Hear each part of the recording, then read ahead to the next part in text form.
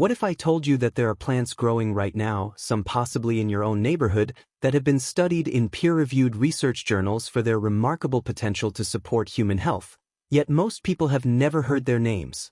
I'm talking about plants that traditional healers across Asia, Africa, Europe, and the Americas have used for centuries, and that modern scientists are now validating in clinical trials with results that are genuinely surprising. Today, I'm revealing 20 traditional healing plants with research behind them that will change how you think about botanical medicine. These aren't exotic, impossible-to-find specimens. Many are accessible, affordable, and some you can even grow yourself. By the end of this video, you'll understand what makes each plant special, what the research actually shows, and how traditional wisdom is being confirmed by modern science in ways that are truly remarkable. Here's the challenge we're facing today. Throughout the 20th century, as pharmaceutical medicine became the dominant approach in Western healthcare, traditional knowledge about healing plants gradually faded from mainstream education and awareness. Medical schools stopped teaching botanical medicine. Research funding overwhelmingly favored synthetic drug development. Within just 2 or 3 generations, thousands of years of accumulated plant knowledge became increasingly inaccessible to ordinary people. The consequence of this knowledge gap is profound. Most people today have no idea that many common plants have extensive traditional use histories spanning multiple cultures and continents. They're unaware that hundreds of these plants now have modern scientific research validating their traditional applications. They miss opportunities to explore cost-effective, accessible approaches to supporting their wellness that have served humanity for millennia. Without this knowledge, you're operating with an incomplete picture of the tools available for supporting your health. You might overlook plants with substantial research backing them, plants that could complement your wellness strategies effectively and safely. Most importantly, you miss the empowering experience of understanding how traditional wisdom and modern science converge to validate approaches that have supported human health across countless generations. Before we explore these specific plants, I want you to understand something that might surprise you about traditional medicine systems. These weren't random experiments or superstitious practices. They were sophisticated, methodical approaches to health that were developed, tested, and refined over hundreds or thousands of years by careful observers of the natural world and human physiology. Traditional Chinese medicine has a documented history spanning over 3,000 years with detailed written records describing thousands of medicinal plants, their properties, optimal preparation methods, dosing strategies, and which plants work synergistically together. Ayurvedic medicine from India is equally ancient and equally detailed, with texts describing precise classifications of plants based on their effects on different body systems. Indigenous medicine traditions across the Americas, Africa, and Oceania developed extensive botanical pharmacopoeias through generations of accumulated observation and experimentation. What's remarkable is that when modern researchers finally study these traditionally used plants with rigorous scientific methods, they consistently find measurable biological activity. A comprehensive review published in 2022 in the Journal of Ethnopharmacology analyzed hundreds of traditionally used medicinal plants that have undergone modern scientific study. The researchers found that approximately 75% showed biological activities consistent with their traditional uses. That's not coincidence or placebo effect. That's validation. The 20 plants we're discussing today represent some of the most fascinating examples of this convergence between traditional wisdom and modern validation. These are plants where the research findings genuinely surprise people because the traditional uses, which might have seemed implausible, turn out to have solid scientific backing. Each one has a story that bridges ancient knowledge and contemporary science in compelling ways. Now here's what makes this particular moment in history so exciting for anyone interested in plant medicine. We finally have the technology and research methods to understand exactly how these traditional plants work at molecular and cellular levels. Modern analytical chemistry can identify and isolate individual compounds from plants with extraordinary precision. Techniques like high-performance liquid chromatography and mass spectrometry allow scientists to separate and identify hundreds of different molecules in a single plant sample. We can now understand which specific compounds produce which effects, how they interact with human cells and tissues, and what mechanisms of action explain their benefits. Advanced imaging technology lets researchers observe in real time how plant compounds affect living tissues. Genomic analysis reveals how plant molecules influence gene expression. Clinical trials using randomized, placebo-controlled designs provide rigorous evidence about effectiveness and safety. We're living in an era where we can finally explain scientifically what traditional healers understood through experience and observation. According to current databases, over 8,000 plant species have documented traditional medicinal uses worldwide. Of these thousands of plants, modern science has thoroughly investigated perhaps 2 to 3% using rigorous clinical research methods. This represents an enormous frontier of potential discovery. The plants we're covering today are among the fortunate exceptions that have received enough research attention that we can speak with confidence about what the evidence shows. What's particularly fascinating is how often research validates not just the plants themselves, but also the traditional preparation methods and combinations. Ancient herbalists somehow knew that certain plants work better when prepared in specific ways, that combining particular plants creates synergistic effects, and that timing and dosage significantly influence outcomes. Modern pharmacological research is now explaining the chemical and biological reasons why these traditional practices were so effective. Each plant I'll discuss today has been the subject of multiple peer-reviewed studies published in respected scientific journals. I'll share what traditional systems valued them for, what modern research suggests about their potential benefits, what active compounds have been identified, and how you might explore them further. This isn't about choosing between traditional wisdom and modern science. It's about recognizing that both perspectives offer valuable insights that complement each other beautifully. Let me give you the framework for understanding the 20 plants we're about to explore. For each one, I'll provide 8 key pieces of information so you have a comprehensive understanding. First, the scientific botanical name and traditional origins. Knowing the precise scientific name ensures you can research the correct plant, as common names often refer to multiple different species. Understanding traditional origins gives you context about which cultures discovered and developed knowledge about each plant. Second, the active compounds that researchers have identified. Every medicinal plant contains dozens or hundreds of different chemical compounds, but usually a few specific molecules are responsible for the primary therapeutic effects. Understanding these compounds helps explain how the plants work and why they produce particular effects. Third, what modern research actually suggests about potential benefits. I'll be very careful here to use language that accurately reflects the state of scientific evidence. You'll hear phrases like "studies suggest" and "research indicates," because that's how honest science communication works. We're discussing potential benefits and promising research findings, not making absolute cure claims. Fourth, why these plants received less attention as modern pharmaceutical medicine developed. This isn't about conspiracy theories. It's about understanding how medical paradigms shifted, where research funding was directed, and why certain approaches became more prominent than others in mainstream healthcare and medical education. Fifth, how traditional medicine systems used each plant. This historical and cultural context is valuable because it shows us what humans discovered through centuries of careful observation before modern scientific methods existed. Sixth, preparation methods that influence how these plants work. How you prepare a plant dramatically affects its bioavailability and effectiveness. Traditional herbalists developed specific preparation techniques for very good reasons, and modern research often validates their approaches. Seventh, suggested usage based on research findings. I'll share what doses and forms have been studied, always with the critical reminder that you should consult qualified healthcare providers for personalized guidance, especially if you have health conditions or take medications. Eighth, growing conditions for those interested in cultivating these plants.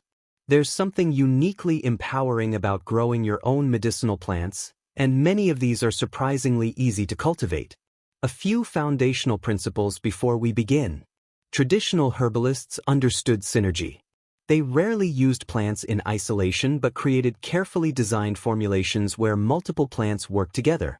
Modern research is increasingly validating these traditional combinations, showing that plants often have enhanced effects when used together compared to individually. Traditional medicine also always emphasized that plants are just one component of health. They work best as part of comprehensive approaches that include appropriate nutrition, physical activity, adequate rest, stress management, strong social connections, and when needed, other medical interventions. The most effective path to health integrates multiple approaches rather than relying on any single strategy. I also strongly encourage research literacy. After watching this video, explore the scientific literature yourself. Search PubMed and Google Scholar for these plant names. Read the actual research studies. Look at the evidence directly rather than relying solely on anyone's interpretation, including mine. The research is publicly accessible, and being truly informed means examining primary sources. One final note about safety. These plants have long traditional use histories and modern research backing, but they're not without considerations. Some interact with medications. Some have contraindications for certain health conditions. Some aren't appropriate during pregnancy or nursing. This is why working with knowledgeable healthcare practitioners who understand both conventional medicine and botanical approaches is so valuable. They can help you navigate how these plants might fit your specific situations safely and effectively. These 20 plants aren't miracle cures or panaceas. They're tools, ancient tools now validated by modern research, that may support health and wellness when used appropriately as part of comprehensive strategies. Now let's discover what they are. Let's begin with Rhodiola, scientifically known as Rhodiola rosea, a remarkable plant that grows in the harsh conditions of Arctic and mountainous regions across Europe and Asia. For over 3,000 years, Scandinavian and Russian traditional medicine have valued this plant as one of nature's most powerful adaptogens. The root contains unique compounds called rosavins and salidroside, which research suggests may influence the body's stress response systems, particularly affecting neurotransmitters like serotonin and dopamine while modulating cortisol release. Multiple clinical trials suggest Rhodiola may help the body adapt to physical and mental stress more effectively. Research indicates it could potentially support mental performance during fatigue, with several studies showing improvements in concentration and reduced mental fatigue during demanding tasks. Studies suggest it may support mood balance and emotional resilience during stressful periods. Additional research indicates potential benefits for supporting healthy physical performance and recovery, making it popular among athletes. Some studies have explored potential benefits for supporting healthy energy levels throughout the day without the jittery effects associated with stimulants. As pharmaceutical approaches to stress, fatigue, and mood support became standard treatments in modern medicine, traditional adaptogenic herbs received comparatively less research attention and mainstream medical education emphasis, though interest has resurged in recent decades as people seek approaches with fewer side effects. Traditional Siberian medicine used Rhodiola to help people cope with the extreme cold and physical demands of Arctic living. Vikings used it to enhance physical strength and endurance. Traditional Chinese medicine employed related Rhodiola species to support vitality and longevity. The plant was so valued in traditional Russian medicine that Soviet researchers conducted extensive studies on it during the Cold War era for potential use in enhancing performance and resilience. Rhodiola root is traditionally prepared as a decoction by simmering the dried root, though modern standardized extracts are more commonly used today and have been the subject of most research. Research typically uses 200 to 600 milligrams of Rhodiola extract standardized to 3% rosavins and 1% salidroside, taken in the morning or early afternoon to avoid potential interference with sleep. Studies suggest effects become noticeable within a few weeks of consistent use. Consult your healthcare provider for personalized guidance, particularly if you have bipolar disorder, as some adaptogens may not be appropriate. Rhodiola grows in zones 2 through 7, preferring cool climates and well-draining, rocky soil. The plant takes 3 to 5 years to develop roots large enough for harvest, requiring patience, but it's quite hardy once established. Schisandra, or Schisandra chinensis, called five-flavor berry, in traditional Chinese medicine because the berries taste simultaneously sweet, sour, salty, bitter, and pungent, has been used for over 2,000 years as a tonic herb. The berries contain lignans, particularly schizandrin and schizandrol, which research suggests may support liver function and protect cells from oxidative stress through multiple mechanisms. Studies suggest Schisandra may support healthy liver enzyme function and the body's natural detoxification processes. Research indicates it could potentially enhance mental clarity and concentration, with traditional use as a scholar's herb now being validated by cognitive studies. Some studies show potential benefits for supporting physical endurance and reducing fatigue during prolonged activity. Research suggests it may support healthy stress responses as an adaptogenic herb. Additional studies have explored potential benefits for supporting skin health and healthy aging processes. Preliminary research indicates it may help maintain healthy blood sugar metabolism as part of overall metabolic health.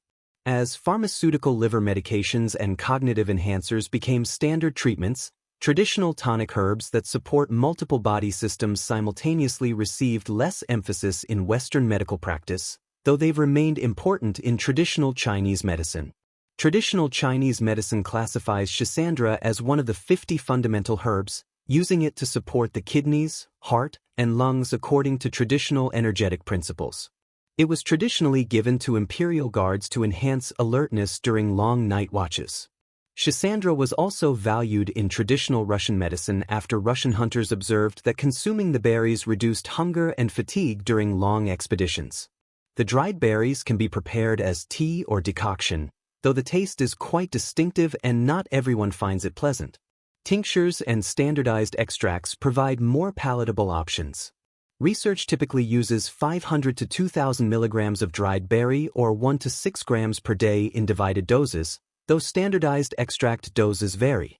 Traditional use suggests taking Schisandra consistently for several weeks to experience full benefits. Consult your healthcare provider for personalized guidance. Schisandra grows as a woody vine in zones 4 through 8, preferring partial shade and consistent moisture.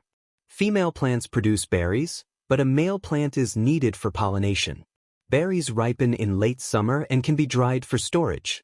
Bacopa, known scientifically as Bacopa monnieri and called Brahmi in Ayurvedic medicine, is a wetland plant that has been used in India for over 3,000 years specifically to support memory and learning. The plant contains bacchicides, triterpene saponins that research suggests may enhance neuronal communication and protect brain cells from oxidative damage through mechanisms involving neurotransmitter modulation and cellular signaling pathways.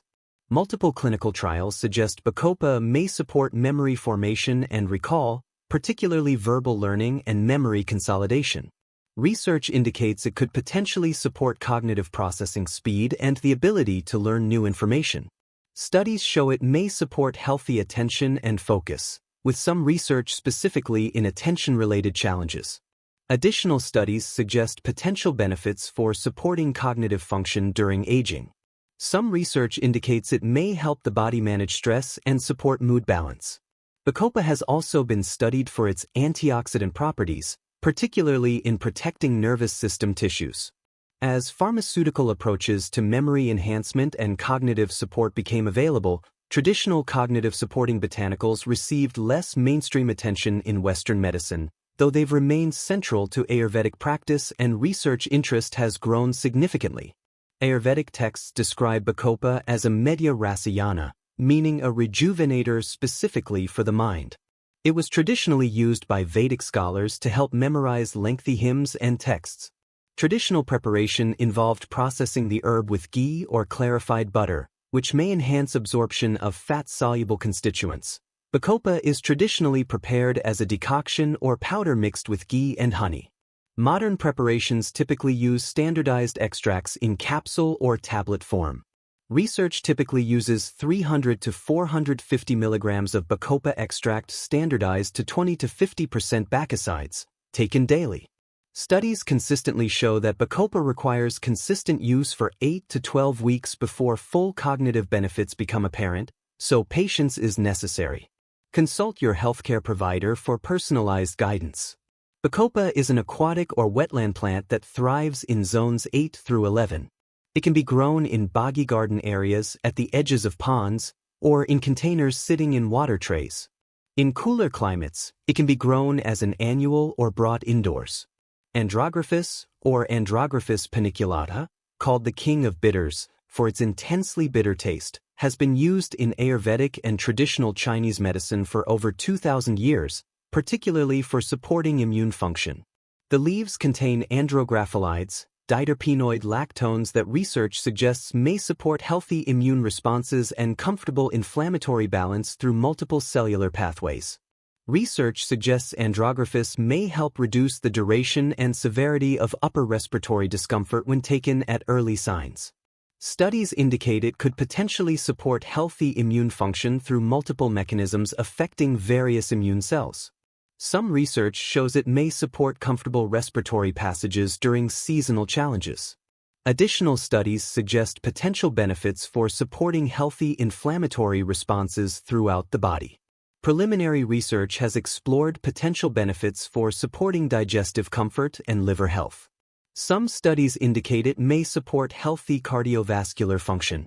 As pharmaceutical antibiotics and cold medications became standard treatments for respiratory infections, traditional immune-supporting botanicals received less emphasis in Western medical practice, though research interest has remained substantial, particularly given concerns about antibiotic resistance. Traditional Chinese medicine uses andrographis to clear heat and remove toxins according to traditional diagnostic frameworks. Ayurvedic medicine employs it to support digestion and immunity.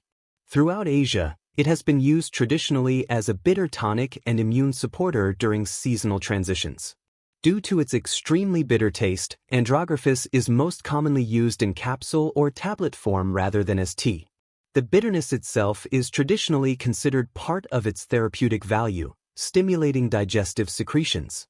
Research typically uses 400 to 1,200 milligrams of andrographis extract standardized to andrographolides, taken 3 times daily at the first sign of immune challenges for 3 to 5 days. Studies show best results when started early. Consult your healthcare provider for personalized guidance, particularly if you have autoimmune conditions. Andrographis grows in zones 9 through 11 as a tender perennial or can be grown as an annual in cooler climates. It prefers warm, humid conditions with partial shade and consistent moisture. Gymnema, known scientifically as Gymnema sylvestre and called sugar destroyer in Hindi, has been used in Ayurvedic medicine for over 2,000 years for its unique effects on taste perception and metabolism. The leaves contain gymnemic acids, which have the remarkable property of temporarily blocking sweet taste receptors on the tongue, while research suggests they may also influence how the body handles glucose and carbohydrate metabolism. Research suggests gymnema may help maintain healthy blood sugar levels already within normal range by supporting healthy insulin function and glucose metabolism.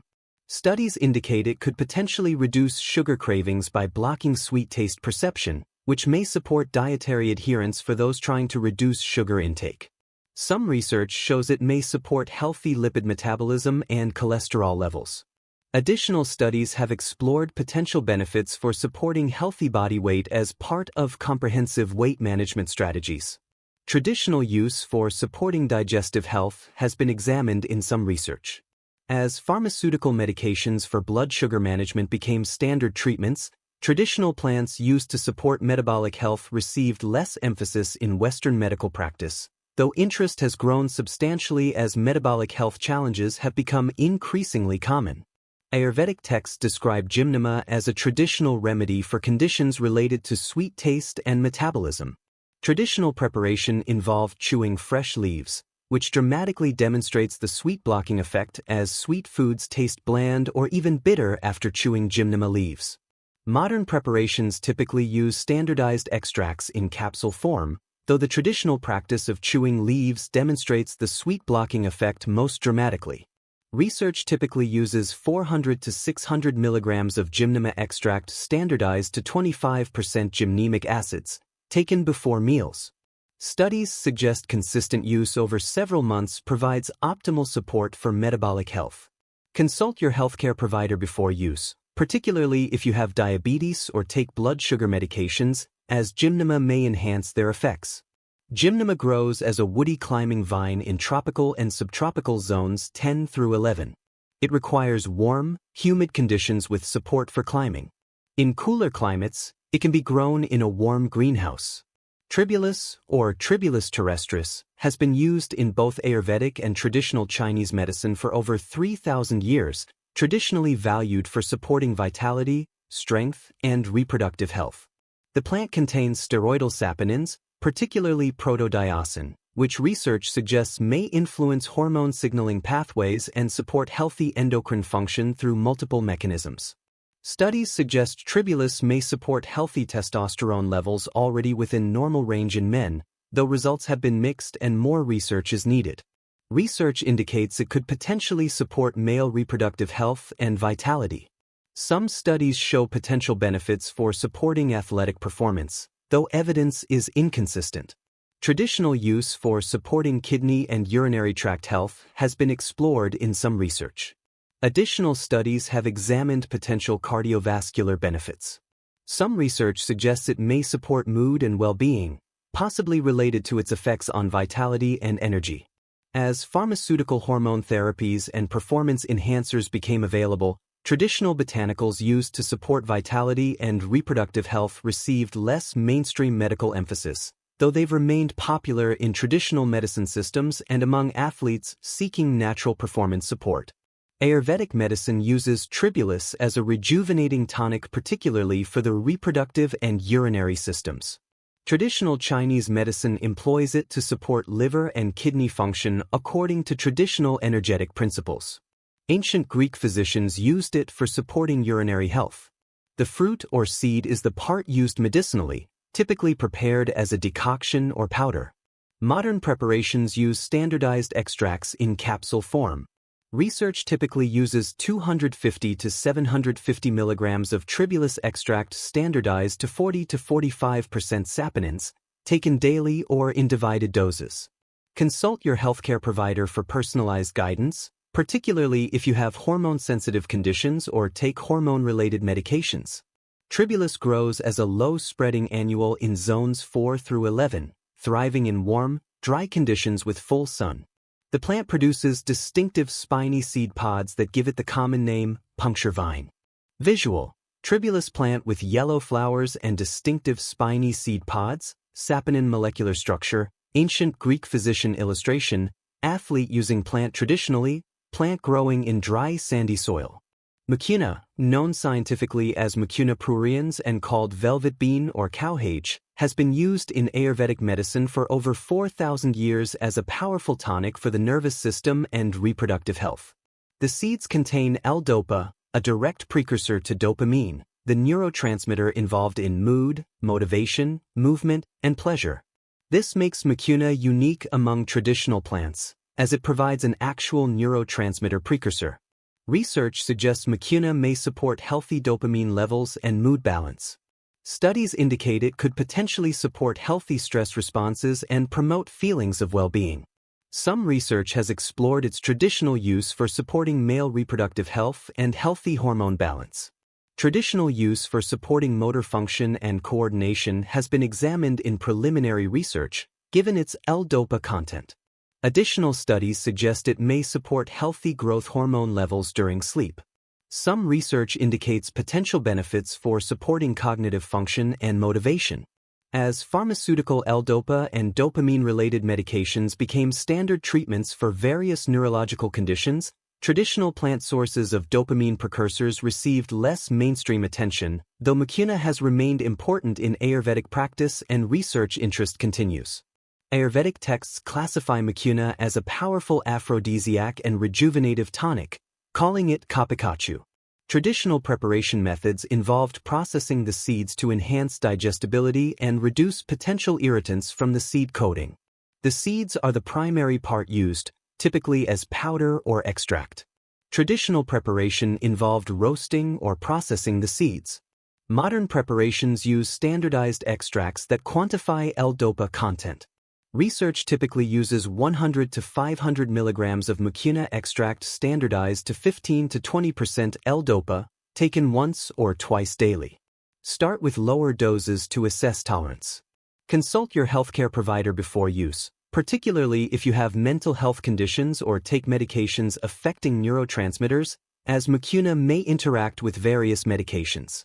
Mucuna grows as a vigorous annual climbing vine in zones 9 through 11, or as an annual in cooler climates. It requires warm conditions, support for climbing, and produces distinctive fuzzy seed pods that should be handled carefully as the hairs can cause skin irritation. Jiagulan, or Gynostemma pentaphyllum, is called the immortality herb in China, where traditional use spans over 600 years, though scientific interest is more recent, making it a fascinating example of traditional wisdom now being validated by modern research. The leaves contain gypenicides, saponins structurally similar to Panax ginseng's ginsenosides, which research suggests may influence multiple body systems including stress response, antioxidant activity, and metabolic function. Studies suggest Jiagulan may support healthy stress adaptation as an adaptogenic herb. Research indicates it could potentially support cardiovascular health by promoting healthy cholesterol and triglyceride levels already within normal range. Some studies show it may support healthy blood sugar metabolism and insulin sensitivity. Additional research suggests potential benefits for supporting healthy body composition when combined with appropriate diet and exercise. Studies indicate potent antioxidant properties that may support cellular health and healthy aging. Some research has explored immune-supporting properties. As pharmaceutical approaches to cardiovascular health and metabolic support became standard, traditional tonic herbs received less emphasis in Western medicine, though Jiagulan has gained popularity more recently as research has expanded. Traditional Chinese use of Jiagulan is relatively recent compared to many traditional herbs, but local populations in mountainous regions of southern China have used it as a daily tea for generations, with these regions noted for exceptional longevity, leading to research interest in the plant's potential contributions to healthy aging. The leaves make a pleasant-tasting tea with a slightly sweet flavor, which is the traditional preparation method. Modern supplements provide standardized gypenicide extracts. Traditional use suggests 3 to 6 grams of dried leaf as tea, or 10 to 60 milligrams of gypenicides from standardized extract daily. Jiagulan can be consumed regularly as a daily tea. Consult your healthcare provider for personalized guidance, particularly if you have bleeding disorders or take anticoagulant medications. Jiagulan grows as a perennial climbing vine in zones 8 through 10, preferring partial shade and consistent moisture. It's relatively easy to grow and produces prolifically once established, providing abundant leaves for tea. Guduchi, known scientifically as Tinospora cordifolia and called Jailoy or Amrit in various Indian languages, Amrit meaning nectar of immortality, has been used in Ayurvedic medicine for over 2,000 years as one of the most valued immune-supporting plants. The stem contains diverse phytochemicals including tinosporides, polysaccharides, and alkaloids, which research suggests may support healthy immune function and comfortable inflammatory balance through multiple cellular mechanisms. Studies suggest Guduchi may support healthy, balanced immune function. Research indicates it could potentially help the body adapt to stress as an adaptogenic plant. Some studies show it may support comfortable inflammatory responses throughout the body. Traditional use for supporting healthy digestion and liver function has been explored in research. Additional studies suggest potential antioxidant properties that may protect cells from oxidative stress. Preliminary research has examined potential benefits for supporting comfortable joint function and healthy metabolic balance.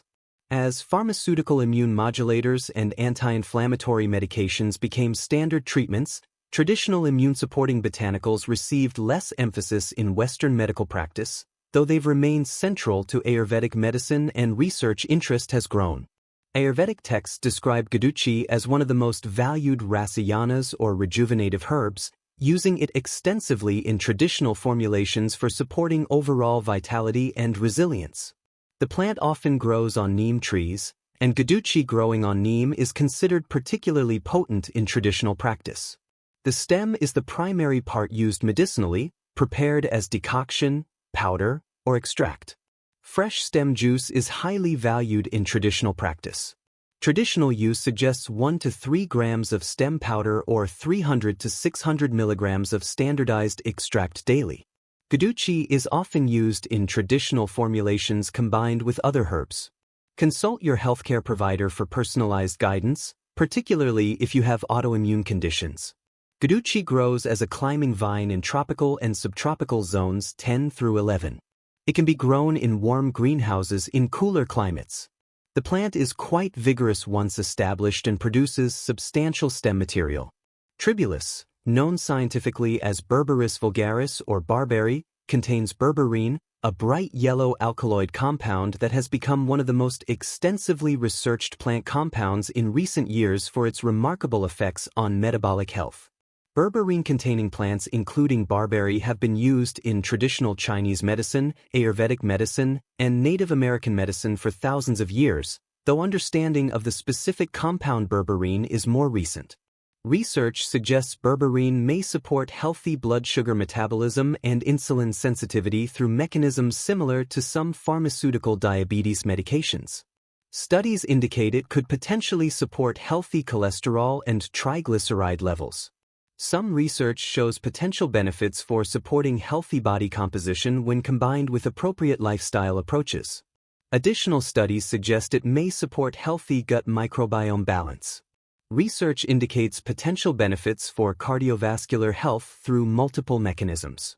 Some studies have explored anti-inflammatory and antimicrobial properties. The identification and isolation of berberine as a specific compound is relatively recent, and as pharmaceutical approaches to metabolic health became standard, the traditional use of whole berberine-containing plants received less emphasis until research interest resurged dramatically in recent years. Traditional Chinese medicine uses several berberine-containing plants including coptis and philodendron to address what traditional diagnosis describes as damp heat conditions. Native Americans used barberry root for digestive support. The bright yellow color of berberine has been used as a natural dye for centuries. Berberine is typically used as an isolated compound extract rather than whole plant preparation, as this allows standardized dosing of the active compound. The taste is quite bitter. Research typically uses 500 milligrams of berberine 2 to 3 times daily, taken with meals. Studies show berberine requires consistent use over several weeks to months for optimal metabolic support.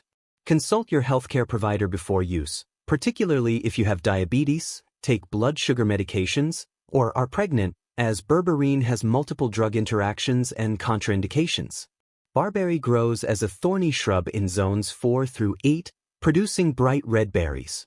The root bark contains the highest berberine concentration. Oregon grape and golden seal are other berberine-containing plants, though golden seal is over-harvested and threatened in wild populations.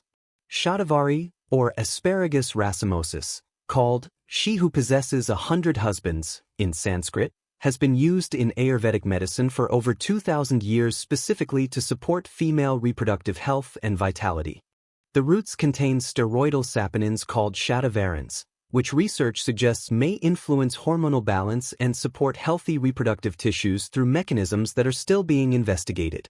Studies suggest shatavari may support comfortable menopausal transitions and healthy hormone balance during the menopausal years. Research indicates it could potentially support lactation in nursing mothers, with traditional use for this purpose now being examined scientifically.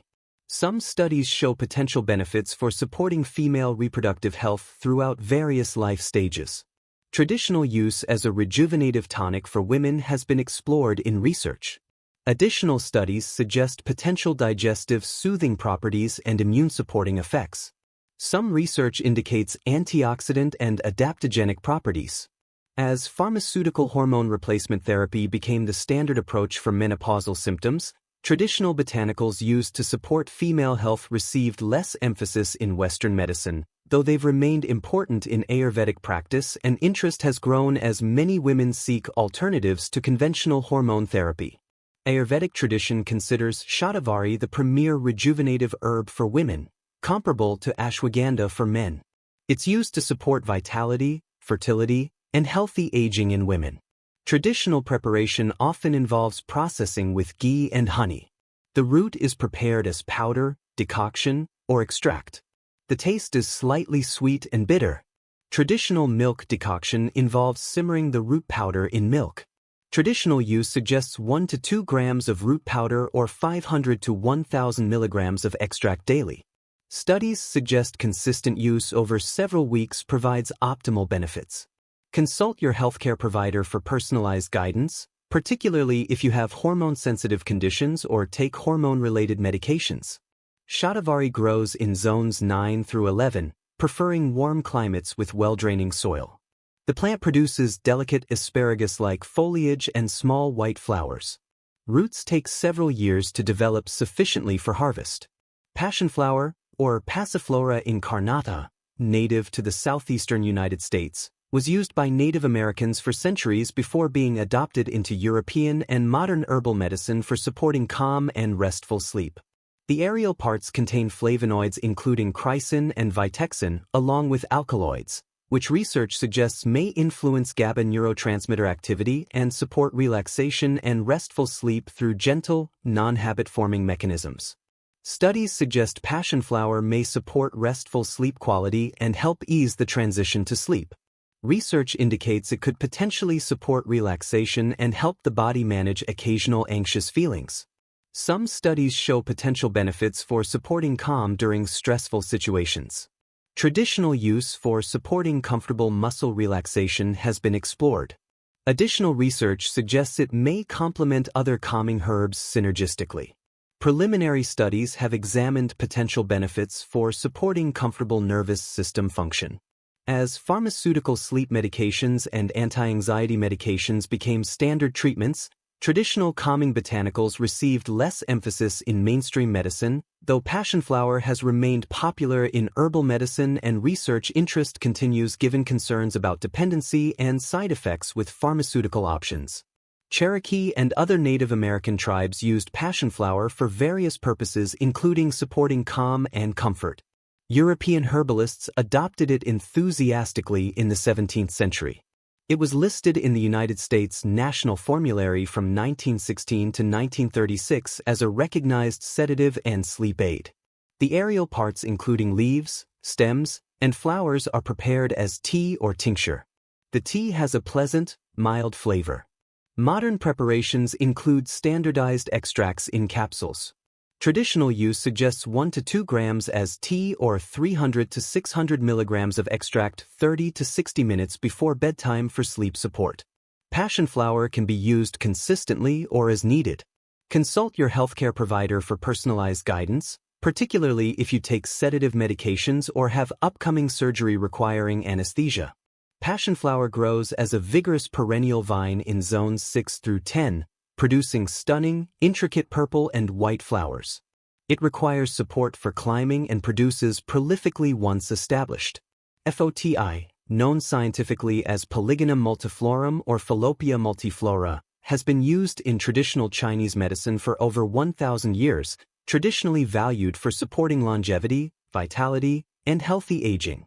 The processed root contains anthraquinones, stilbenes, and various polysaccharides, which research suggests may have antioxidant and potential anti-aging properties through mechanisms affecting cellular health and stress resistance.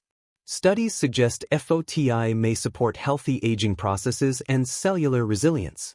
Research indicates it could potentially support healthy cholesterol and lipid metabolism. Some studies show antioxidant properties that may protect cells from oxidative stress.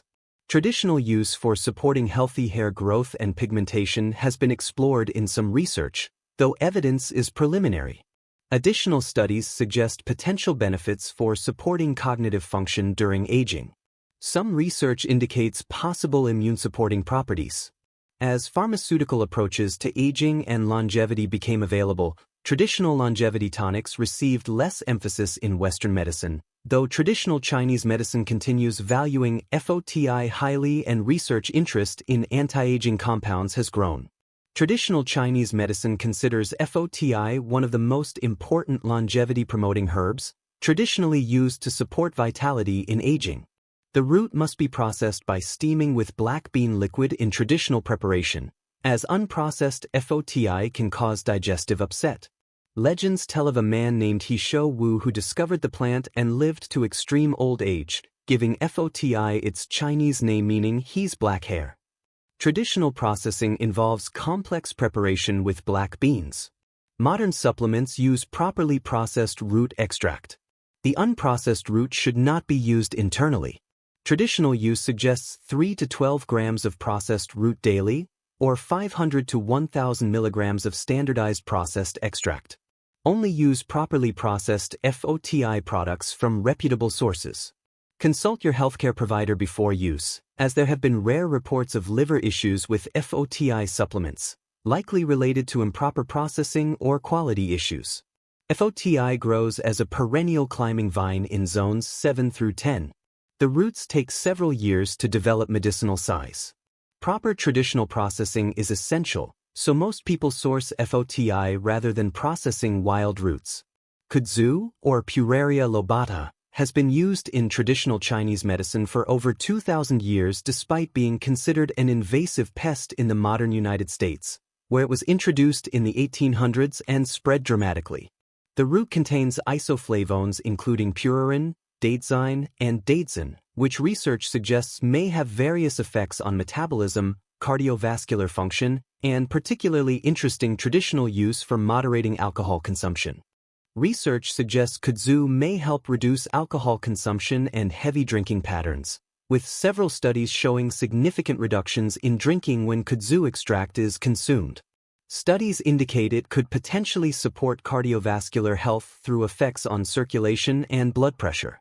Some research shows potential benefits for supporting healthy blood sugar metabolism. Traditional use for supporting comfortable muscle relaxation and reducing tension has been explored.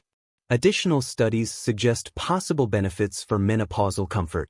Some research indicates antioxidant and anti-inflammatory properties.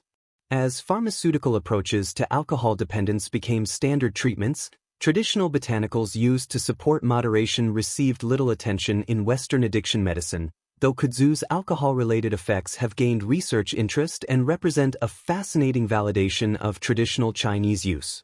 Traditional Chinese medicine uses kudzu root, called ji zhen, to release muscle tension, promote circulation, and interestingly, to counteract the effects of excessive alcohol consumption.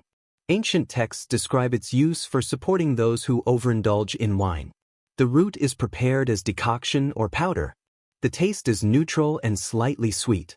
Modern preparations use standardized isoflavone extracts. Research on alcohol consumption typically uses 1,200 to 2,400 milligrams of kudzu extract standardized to isoflavones, taken before drinking occasions.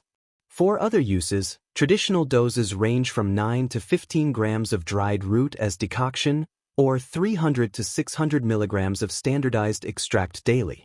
Consult your healthcare provider for personalized guidance. Kudzu is extremely easy to grow, perhaps too easy, which is why it's invasive in the southeastern United States. It thrives in zones 6 through 10 with vigorous growth that requires management. The large roots develop quickly. Boswellia, or Boswellia serrata, produces frankincense resin that has been used for over 5,000 years in Ayurvedic medicine and was so valuable historically that it was given as a gift to infant Jesus in biblical accounts. The resin contains boswellic acids, particularly AKBA or acetyl-11-keto-beta boswellic acid, which research suggests may support healthy inflammatory responses through novel mechanisms distinct from conventional anti-inflammatory approaches. Studies suggest Boswellia may support comfortable joint function and mobility, with several clinical trials showing benefits for osteoarthritis symptoms. Research indicates it could potentially support comfortable digestive function, with studies specifically examining inflammatory bowel conditions. Some research shows potential benefits for supporting comfortable respiratory function and breathing. Traditional use for supporting healthy inflammatory balance throughout the body has been validated in multiple studies. Additional research suggests possible cognitive and mood benefits. Some studies indicate potential benefits for skin health when applied topically. As pharmaceutical anti-inflammatory medications became standard treatments, traditional resin-based anti-inflammatory botanicals received less mainstream medical emphasis, though Boswellia has retained significant use in Ayurvedic medicine and research interest has grown substantially. Ayurvedic medicine uses Boswellia resin, called shalaki or salai gugul, extensively for supporting joint health and comfortable movement. Ancient Egyptians used frankincense resin in religious ceremonies and for cosmetic purposes.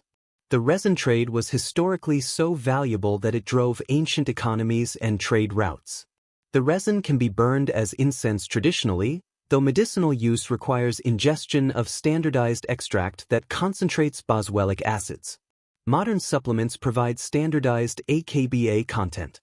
Research typically uses 300 to 500 milligrams of boswellia extract standardized to 60 to 65% boswellic acids, taken 2 to 3 times daily. Studies suggest consistent use over 8 to 12 weeks provides optimal benefits for joint comfort. Consult your healthcare provider for personalized guidance. Boswellia trees grow in dry, mountainous regions of India, the Middle East, and northeastern Africa in zones 10 through 11. Trees are tapped for resin similar to maple trees for syrup. Growing boswellia requires very specific climate conditions, so most people source the resin. Maca, or Lepidium myeanii, is a root vegetable grown in the high Andes Mountains of Peru at elevations over 12,000 feet where few other crops survive. It has been cultivated and used for over 2,000 years by indigenous Peruvian cultures. The root contains unique compounds called macamides and machenes, along with glucosinolates and various nutrients, which research suggests may support hormonal balance, energy, and vitality through mechanisms that are still being investigated. Studies suggest maca may support healthy energy levels and reduce feelings of fatigue, with several studies showing improvements in self-reported energy. Research indicates it could potentially support sexual function and libido in both men and women, with traditional use as an aphrodisiac now being examined scientifically. Some studies show potential benefits for supporting mood balance and emotional well-being, particularly in menopausal women. Traditional use for supporting fertility has been explored in animal studies. Additional research suggests it may support physical performance and muscle building when combined with exercise. Some studies indicate potential benefits for cognitive function and memory.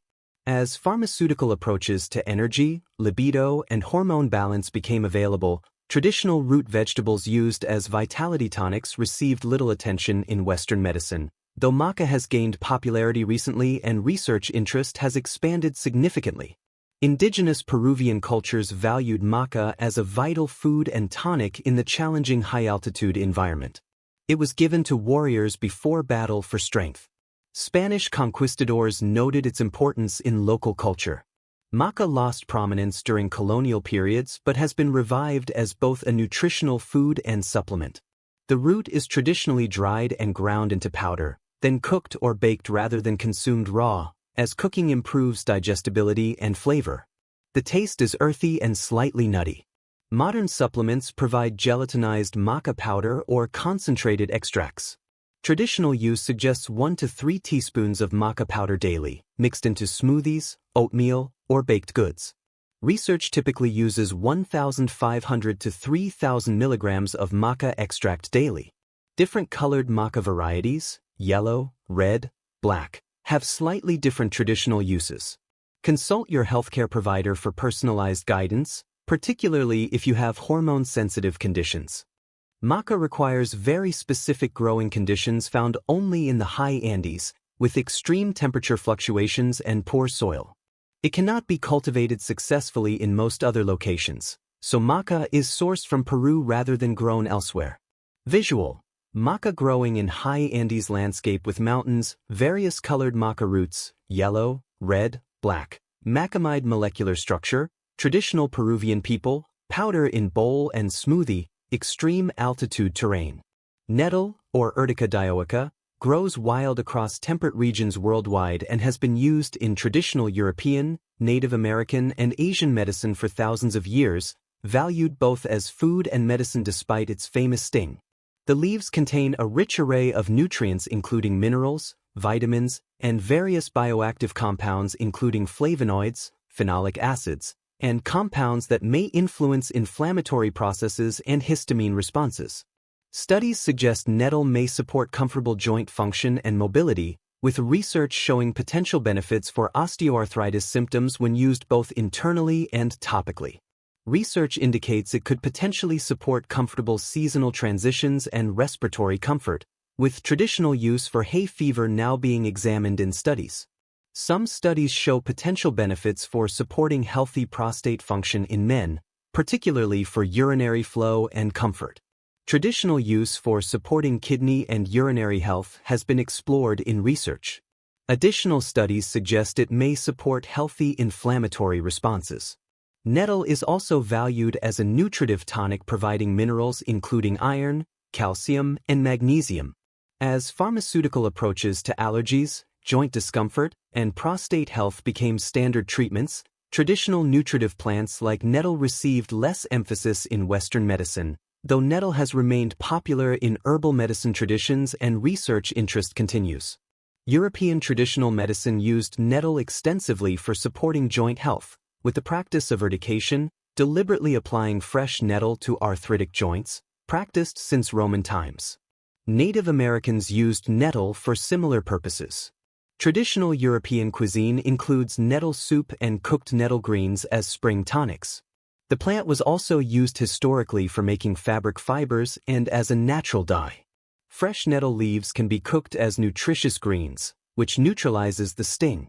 Dried nettle is commonly used as tea. The leaves are also prepared as tincture or powdered supplement. The root is used specifically for prostate support. Traditional use suggests 1 to 2 cups of nettle tea daily, using 1 to 2 teaspoons of dried leaf per cup. For joint support, traditional doses range from 1 to 4 grams of dried leaf daily. Root extracts for prostate health typically provide 300 to 600 milligrams daily. Consult your healthcare provider for personalized guidance. Nettle grows as a hardy perennial in zones 3 through 10, preferring moist, rich soil and partial shade. It spreads readily through underground runners. Harvest using gloves to avoid stings, which are neutralized by cooking or drying. Young spring growth is most tender for eating. Visual: nettle plant with distinctive serrated leaves and stinging hairs, someone harvesting with gloves. Traditional nettle soup, flavonoid molecular structures, joint health illustration, plant growing in rich woodland soil. Calendula, or Calendula officinalis, known commonly as pot marigold, has been used in European traditional medicine for centuries primarily for skin healing, though internal uses have also been valued traditionally. The bright orange flowers contain carotenoids, flavonoids, and triterpenoids including calendic acid, which research suggests may support healthy inflammatory balance and promote tissue healing through multiple mechanisms. Research suggests calendula may support healthy wound healing and skin tissue repair when applied topically. Studies indicate it could potentially support comfortable skin recovery from minor burns, cuts, and irritations. Some research shows antimicrobial properties that may help protect skin from infection. Traditional internal use for supporting digestive health and soothing inflamed tissues has been explored in some studies. Additional research suggests potential benefits for supporting oral health when used as a mouth rinse. Some studies indicate antioxidant and anti-inflammatory properties that may explain traditional uses.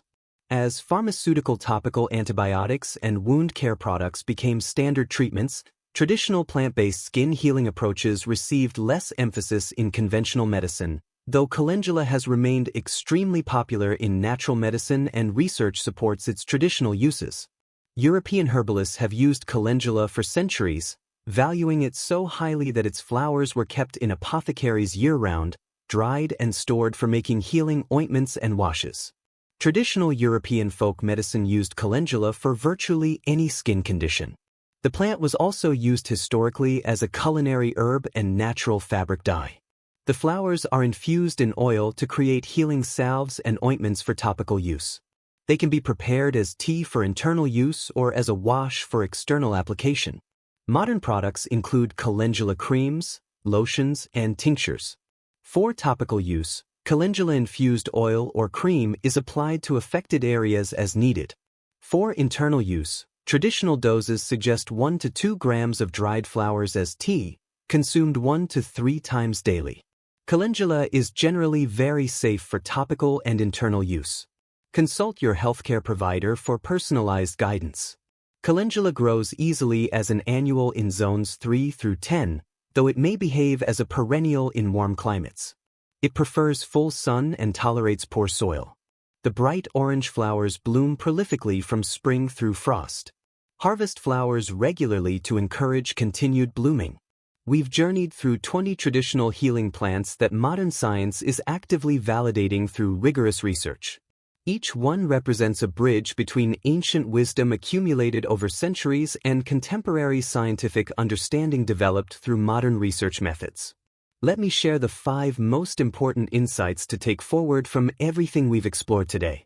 First, traditional medicine systems worldwide represent accumulated knowledge developed through thousands of years of careful observation and experimentation by countless healers across diverse cultures and environments. When modern research validates 75% or more of traditionally used plants that undergo rigorous scientific study, we're seeing confirmation that traditional healers genuinely understood what they were working with. This isn't primitive superstition being coincidentally validated. This is sophisticated empirical knowledge being confirmed by modern methodology.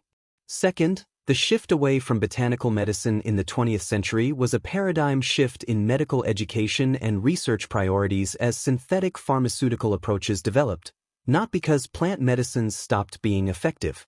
Understanding this history helps us recognize that valuable traditional knowledge became less accessible through mainstream channels, creating an information gap rather than an efficacy gap.